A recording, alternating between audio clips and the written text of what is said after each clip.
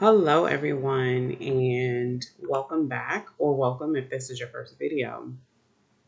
This video is going to be all about trauma. And so I felt like this video, this subject rather, needed to be its own video so that we can just kind of dive in and discuss trauma and what it looks like for people, what symptoms are associated with it, and then the treatment that might be, best, what treatment might be best for the individual. And treatment varies just like people and experiences vary. So you have to find um, one that fits you. I just saw this really wonderful video where this guy, he went to a doctor and the doctor was just trying to explain to him what depression was and and how important it was to seek therapy. And the guy was like, well, I went to a therapist, I didn't really like it didn't suit me. And so the doctor asked him about his shoes. He was like, did you like your shoes? And he was like, yeah, I really like them. And he was like, well, did you try on a pair before you decided on that one? And he was like, well, yeah, I did. And he was like, but out of all the ones I tried on, I really like this one best. And he was like, well, it's like that finding a therapist also. And, even though I'm a therapist, I never thought about it like that. I was like, I have said to clients that you have to just kind of look around and search and find the therapist that fits you. But that analogy was so brilliant to me. And so psychological trauma is kind of the same way. It varies, it looks different for everybody. The threshold, which means the amount a person can take or amount that a person perceives a thing as trauma, that even varies. So trauma is a very, very, it's a very tricky thing, and no one can define what's traumatic to another person to a certain extent. Um, so that's why I think it's very important to talk about trauma in all its aspects. So, a lot of people who struggle with trauma suffer from a condition called PTSD.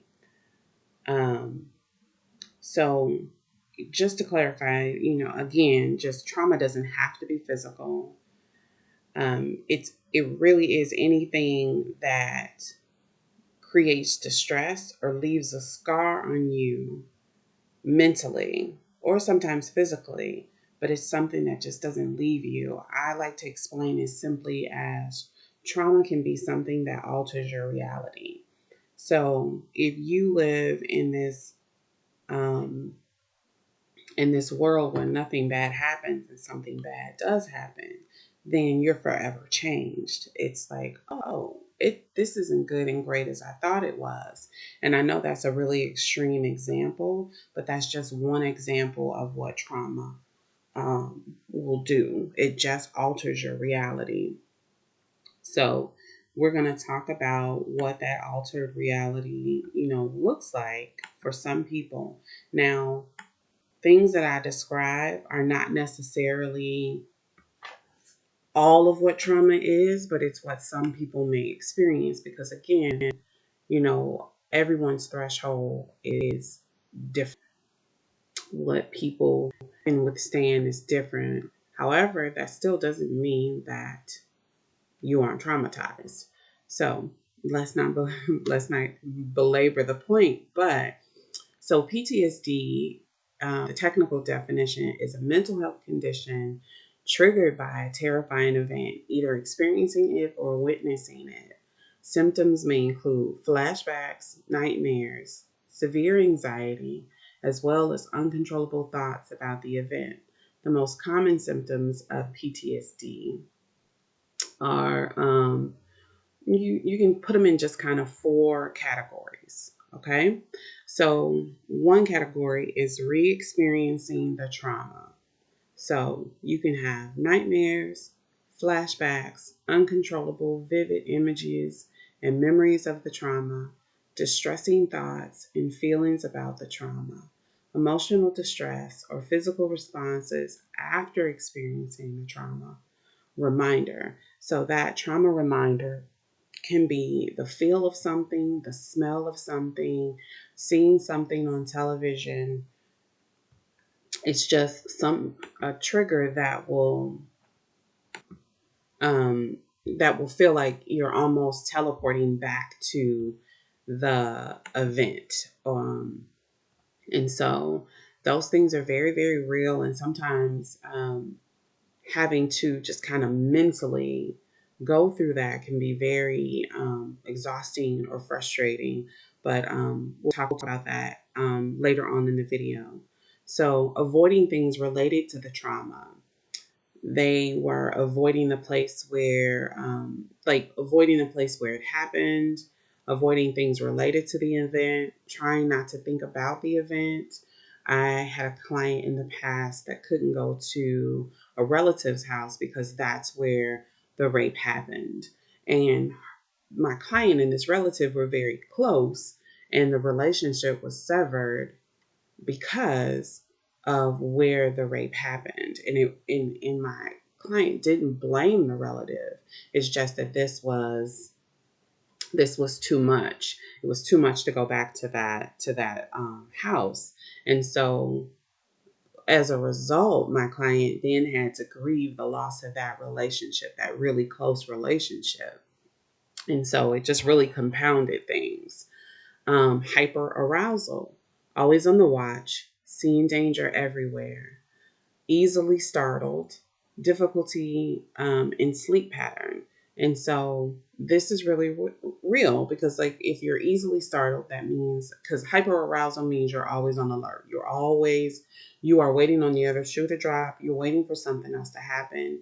And hyperarousal can be very dangerous for people who are just kind of not aware of how they feel or used to expressing what they feel because it's going on. Hyperarousal can feel like it's going on in the background because survival says, I'm just going to make it through the day. I'm going to get the things done that I need to get done. But hyperarousal is back there saying, we're afraid of the world. We don't want to be out here. Anybody can attack us. Anybody can do anything to us. This is scary. And so it's working in the background, and it's very, very important that you make yourself I don't want to say make yourself, but you use meditation or exercises or something to, um, well, I guess make yourself is right. Make yourself relax and calm down so that you can just function better. Um, if you're in a aroused state, it's hard for you to focus. It's hard for you to think. It's hard for you to sit still.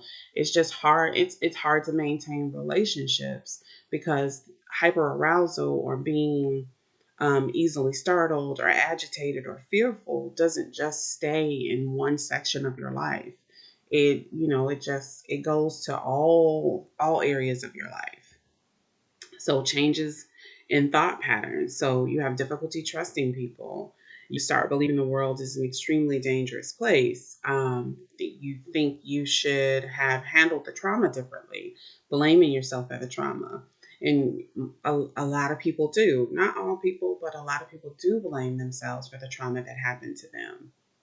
And, it doesn't matter how much you prepare for a thing not to happen. If another person decides that it is going to happen, it's going to be hard for you to, like, if a stranger decides to attack you, it's going to be hard for you to avoid that because they've already decided it. They've decided that you were going to be the victim, and if you don't see them coming, and that's just one example. So even if it's a personal example, if somebody decides to do something, it's going to be very difficult for you to avoid that thing if you don't have any clue that it's coming. And, in some situations, you may have a clue that it's coming, but it's still unavoidable. And so, I'm want to give you an example of just understanding that sometimes you can't control everything. And it sucks that some of these things happen, but you can't control every aspect of something negative happening to you. So, common triggers and causes for post traumatic stress disorder. And this is not, again, like an exhaustive list, but it is a list to start with. So it's physical abuse, medical trauma, having a chronic disorder, especially as children, having to go in and out of the hospital, surgeries. That could be very traumatizing to kids. Parents don't, it's very weird, but parents don't think about that. But it could be very, very traumatizing. Um, Sexual abuse, war, robbery, emotional abuse. The pandemic was traumatizing for a lot of people. Bullying and death of a loved one. A lot of people don't think about grief. I mean, not grief, but death being traumatizing. But it is for some people because, again, it's something that alters your reality, that just changes your future. So, trauma, getting treatment for trauma is very important also.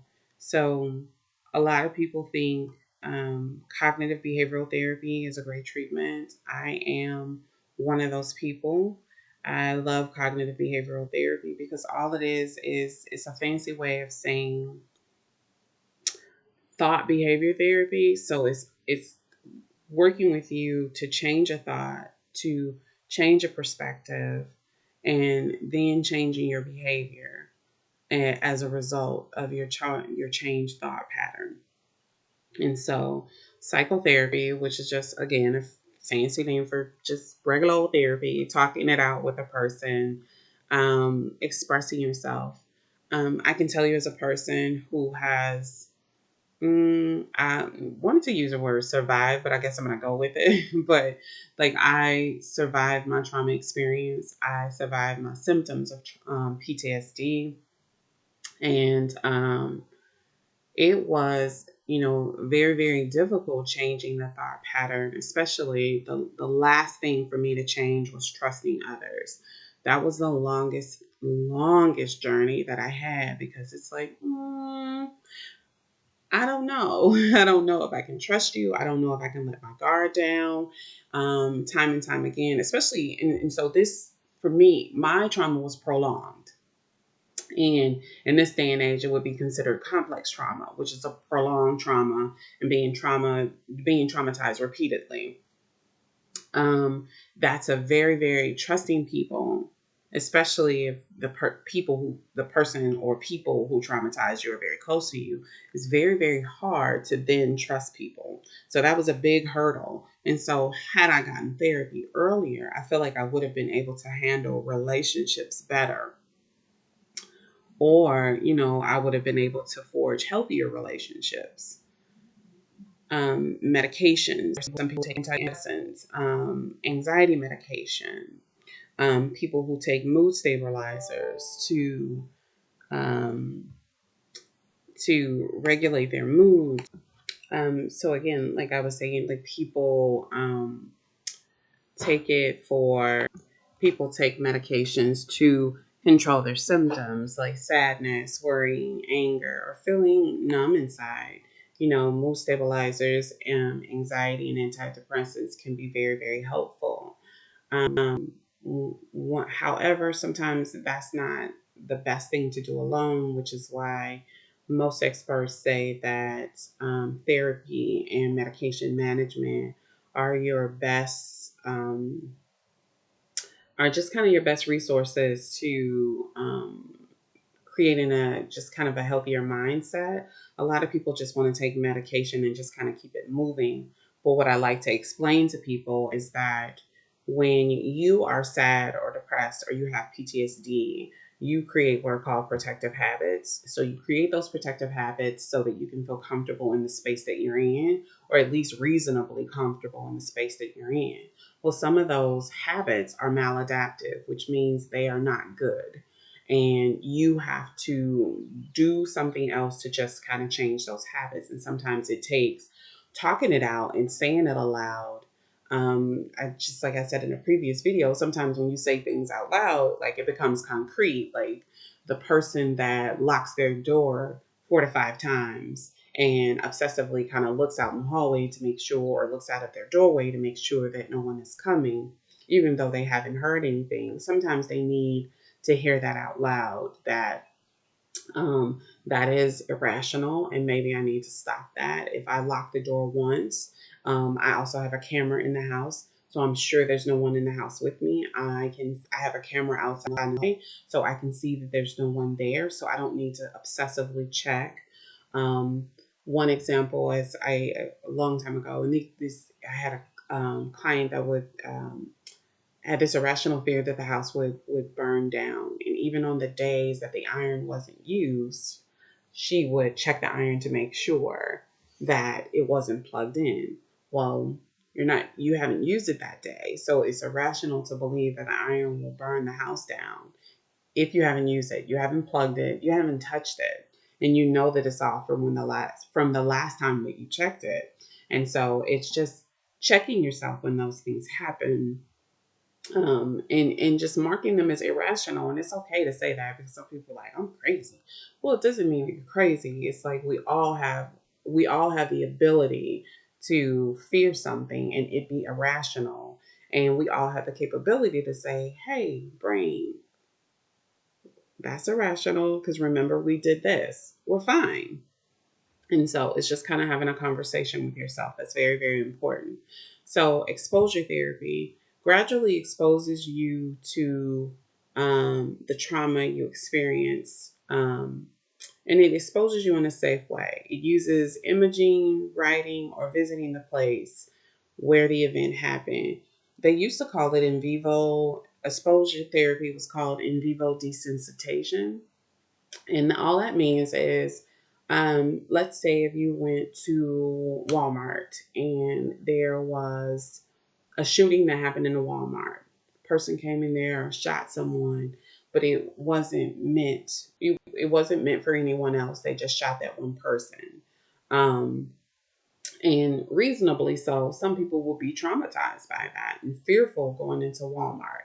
Now, we're just going to say this person lives in a town where it's only Walmart for them to shop, and they need it to survive. And they can't order, they can't do the Instacart. So they have no way of getting things, and it's necessary for them to go to Walmart.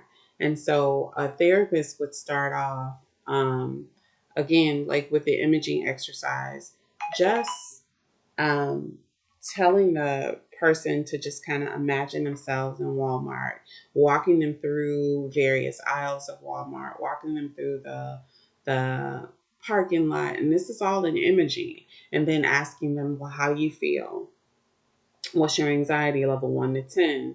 And just every time you expose a person to this thing, whether it's imaging, whether it's taking them to the place, whether it's writing out the event, you're asking them, what's your anxiety level? How do you feel? And so when you're ready to take them to the next phase, when that anxiety level is like a 1 or a 2. Okay, well, if I visit the parking lot and my anxiety as a 10, we're going to continue to visit the parking lot until that anxiety is a 2, and just kind of walking through what that looks like. Okay, well, now, since you can make it in um, the parking lot and you feel good and there hasn't been another traumatic event, let's go to the doorway and see what happens. Let's walk around in that doorway, see how we feel. Let's talk our way through that. And so, I mean, exposure therapy can be very, very slow for some, and it can be very quick for some people. But it's all about how you feel, before you go to the next stage. And so, cognitive restructuring, again, is just a fancy word for saying changing your mind. So, this helps people make sense of bad memories. Sometimes people remember the event differently than how it happened. So talking through it can really help a person to understand what happened and how it happened. A lot of times, like when I have people who are struggling with child molestation, I always ask how old they were. Of course, you have to ask this question, how old they were at the event. And it's really helpful if they either have a child or cousin or somebody they can remember. Like if you say the abuse happened at 8, okay, well, let's think about that 8-year-old person now. The 8-year-old person that you know now. and I help them just kind of come with what their mental thought process may have been at 8 years old versus what they think an 8 year old should think at 20 something. Hopefully that makes sense, but just kind of putting things in perspective. Well, 8 years old, at 8 years old, you weren't all knowing. You didn't have adult thinking. You didn't have, a lot of people don't understand what the brain, what the brain can process or do at certain ages. And I think that I may have stumbled upon another video. Sometimes you need to know at the information you can process at a certain age so you can understand why you didn't respond in the way that you think you should have at this advanced age. Okay, so let's talk about the 12 steps of PTSD. Dr. Randy Hartman uh, outline the 12 steps of PTSD.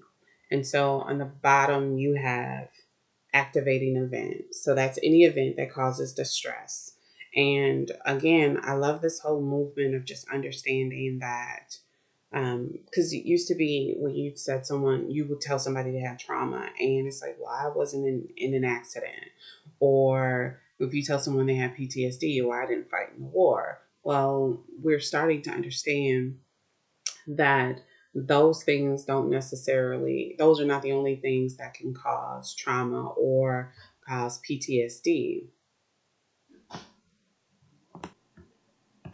So another thing is the next step is pain. So emotional, spiritual, and physical pain. All of those are just kind of, common PTSD symptoms. Confusion, trying to remember, can I trust my memory? Depending upon the event, it can be very confusing, especially if it happens really quickly. It's pretty common in blitz attacks or car accidents. Like those can very much so, and those two aren't the only ones, but those are two examples of how you can be very confused about what happened. Guilt, feeling guilty. How responsible am I? One of the things that can be very confusing is if a person feels like they should have. So if a person feels like they are responsible or felt like they couldn't keep themselves safe, at the reptile brain, the prehistoric part of our brains, are the main job of that is safety. And a lot of times, if something happens that just kind of traumatizes you, along with that pain and confusion comes the guilt of why couldn't I keep myself safe? Well, like I said previously, you can't control the actions of another person. And when a person has decided to do something, um, again, I don't want to beat a dead horse, but again, like you can't say, okay, well, I'm going to read their thoughts and stop them. um there's no way you can do that. And so shame, filled with shame, who else knows? It could be very, very especially if it's rape or molestation, it could be very, very hard to understand that other people have gone through the experience, because you're not really worried about them. You're worried about you and how you feel and how you're processing and how it feels to you. So shame is very, very real. I can remember, growing up, like, I really didn't tell anybody about the abuse I experienced, would not have told anyone about the abuse I was experiencing, especially since my abuser was my mother. And it was like, well, how do I tell other people what my mom is doing to me? And that again, that was one of the other things with PTSD that lasted a long time. I remember, being an adult and going on speaking engagements, talking to people about my abuse history, and just kind of how I navigated things, and how it showed up in my life. And this lady was like, well, I want to interview you. And I was like, oh, sure, yeah. And then I thought about it. I was like, well, where's this going? Like, what are you going to do with it? And she was like, oh, it's going to be an article. We're going to post it on the internet. It'll be national. And I was like, no, I don't want to do that, because the immediate shame that came with everybody knowing. And also, there was this very complex thought of, now I have to tell everybody my mom did it. Now I have to tell everybody she was my abuser. And it's like, what is that going to look like? So it felt really very, it was really confusing. There were just a lot of emotions. And so I'm describing that exact event because at that point I felt like I was over it. I'm talking about my trauma. I'm talking about the fact that I had PTSD. I'm getting in front of these people, giving them steps on how they can get them, get to a better place. And then the aha moment was, oh my goodness, the shame is still there. And so it's just, if you go into your therapist, just definitely talk about what that looks like, and how it plays itself out. So, self-worth dissipating. And so it's basically just kind of feeling worthless. And, you feel worthless because of the pain, the confusion, the guilt, and the shame. All of that is mentally working against you. And then your self-worth dissipates. Like, why couldn't I keep myself safe? I'm responsible for this really bad thing happening to me. You, in the confusion, you just kind of fill in the blanks. And when you fill in the blanks, because the brain is already a negative place, because you already feel shame and guilt, you're going to color things in a way that it does make you responsible. And so then you feel guilty about what has happened. And so the anxiety, mixed episodes occur. So you feel the anxiety, you feel the fear, and that's when PTSD is forming. The anxiety and the fear. So that looks different for everybody. For some people, it's isolating. For some people, it's going out and doing just kind of reckless things to make you feel alive. It's sometimes doing reckless things so you can feel like you have control over something. So I have the control over my body, my mind, and I'm just going to do what it is I want to do to make me feel better, to make me feel, again, alive, for lack of a better word. And so anger, fight or flight developing. So for a lot of people, after you're traumatized, anger can be very, very high. So even though you take responsibility, even though you blame yourself, even though you feel ashamed and guilty about your behavior, that anger is going to come because it's a fight or flight response. So your anger is going to either it's either going to show up outwardly or it's going to affect you inwardly. But for most people, it's going to show up. Resentment, distrusting others. Mistrust after a trauma is very, very common. Not trusting people, not trusting environment, not trusting situations. I mean, which is kind of the same thing of an environment, but like when you would go with your friend, no questions asked, and just go chill out with him or her and just have a good time. Well, now when they ask you, it's like, I don't think I really trust that situation. So I don't want to go because that sounds really similar to what happened. Or it just sounds like, that's a little sketch. I'm not really into doing it. So the next thing is, depression. So your self-esteem is in a downward spiral. You don't feel good about who you are. You don't feel good about where you are. And then you feel hopeless. After this happened to me, after I allowed this to happen to me, then where else can I go? Like, what else can I do? And the perception is life will always look this way. So why bother? And so that's very important to acknowledge that, because that can turn into like passive suicidal thoughts. Like, I don't want to die, but I don't want to live either. And so your brain picks up that message. So you may not actively try to kill yourself, but you're not really doing anything to make sure you're thriving either. So I'm not going to eat a lot. I'm not going to bathe. I'm not going to brush my teeth. I'm not going to work. I'm not going to talk to other people. I'm disengaging. All of those things are just, I don't want to. And that's, again, like that's a fight or flight response. So, and then the last one is panic and anxiety. Um, a lot of times people with PTSD have acute anxiety and they begin to have panic attacks and anxious episodes. Panic attacks can be very debilitating. Mm, I don't want to say most, but many people feel like they're going to die when they have a panic attack, or an anxious episode is the feeling of something's going to happen, but you don't know what it is, but you know something is going to happen. And so it feels, your anxiety is up, you're aroused, but it's unexplainable. And so most people are having so many thoughts in their head that they can't pinpoint what triggered the anxious episode or the panic attack. And um, I'm making a line between the two because panic feels is very, very physical. Anxiety is physical also, but when people are having a panic attack, they absolutely know that they're having a panic attack. Not in the moment. In the moment, they feel like they're dying. Some people.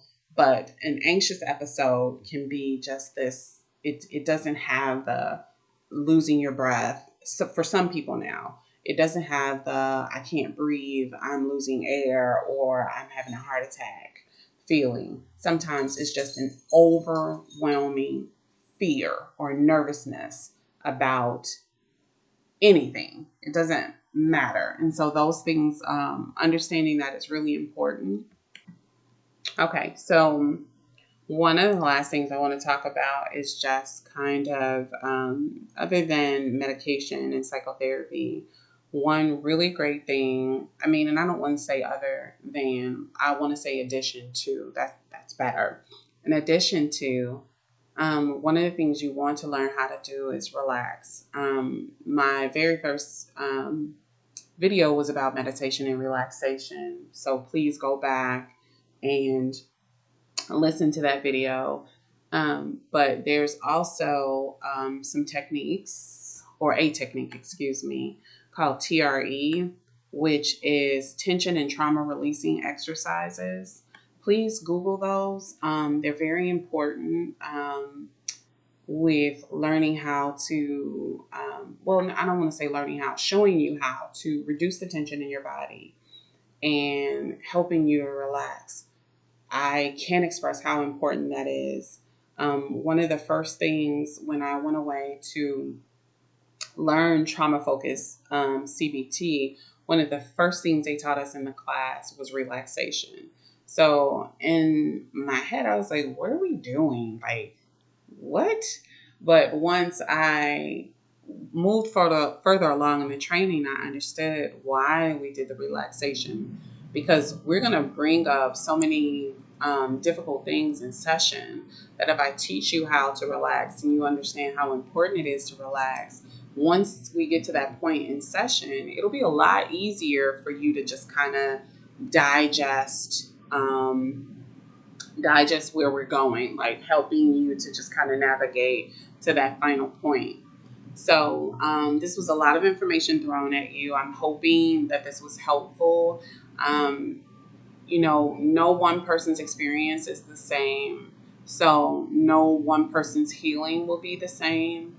Don't compare yourself to others. Like there could be, if you're doing a rape crisis group or you're talking to other survivors online, you aren't going to feel like they feel. You aren't going to heal like they heal, because you guys are two totally different people with different experiences. No matter how similar it seems, it's still different experiences. Be gentle with yourself, be kind to yourself, and give yourself time. Talk to you later.